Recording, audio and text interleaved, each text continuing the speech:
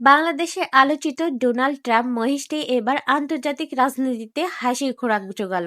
মার্কিন president Donald ট্রাম্পের সঙ্গে চেহারার মিল থাকায় বিশাল এক ইন্টারনেট সেশনে রূপ নেয় এই মহিষটিকে নিয়ে এবার ট্রাম্পকে সরাসরি খোঁচা দিয়েছে ইরান। রাশিয়ার নিযুক্ত ইরানি দূতাবাস তাদের অফিসিয়াল টুইটারে মহিষটির একটি ছবি এবং রুশ গণমাধ্যম ভিডিও প্রকাশ করে ট্রাম্পকে কটাক্ষ করেছে।